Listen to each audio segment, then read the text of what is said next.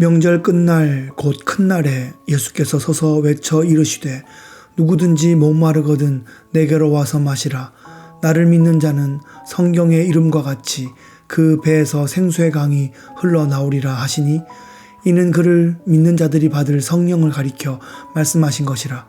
예수께서 아직 영광을 받지 않으셨으므로 성령이 아직 그들에게 계시지 아니하시더라.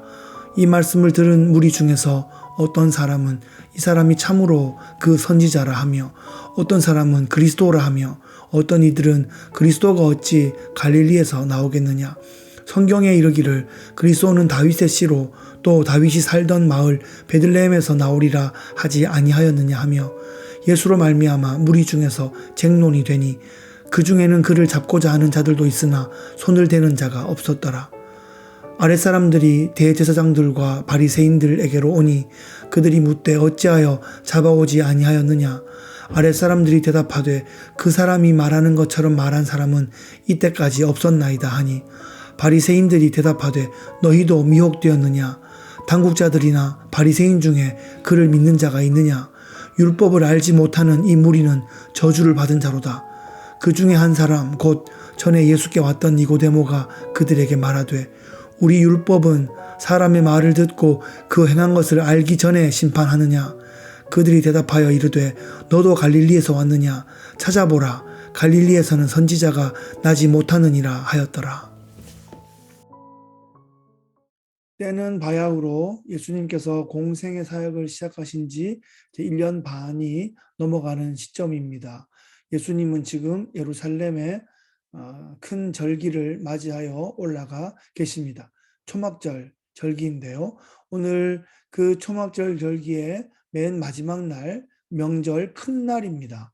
그 일주일 동안 있는 그 초막절 절기 동안에 사람들이 여러 가지 이벤트도 하고 또 세리모니들을 하게 되는데 실로암 못에 가서 물을 떠와서 포도주와 함께 성전에서 드리는 그런 행사를 계속 하고 있습니다. 이 초막절은 광야에서 하나님께서 물을 공급하셨음을 또 기념하고 또 이제 농사절기에 이제 비를 기다리는 그런 절기이기 때문에 하나님께서 비를 주시기를 또 기도하는 마음으로 그런 행사를 하는데 예수님께서 마침 그 초막절 마지막 날 명절 큰 날에 일어서셔서 큰 소리로 외치십니다.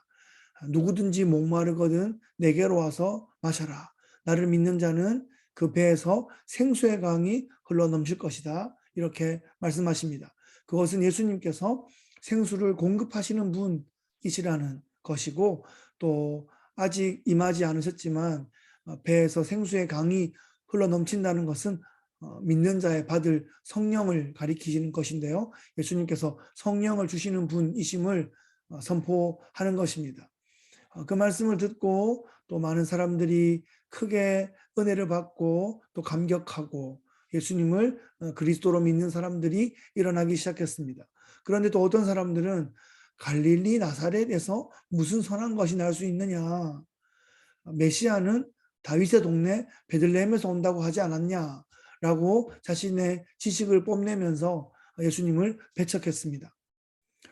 우리는 예수님께서 갈릴리 나사렛에서 어린 시절부터 장년이 될 때까지 성장하셨던 것은 잘 알고 있는데 또한 우리가 또 아는 것은 호정령이 내려서 예수님의 부모님이 그 원래 본적지였던 베들레헴에 가서 예수님은 낳았다는 사실도 알고 있습니다.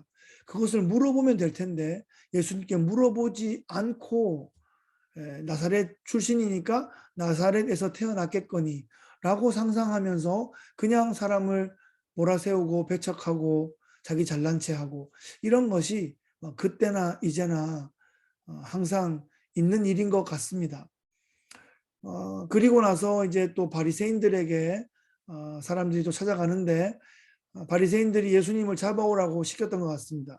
그런데 이 사람들이 예수님 말씀에 감동이 되어서 그리스도로 믿고 정말 그 어떤 사람도 저렇게 하나님 나라를 증거하지 못할 것이다. 그러면서 못 잡아간 거예요.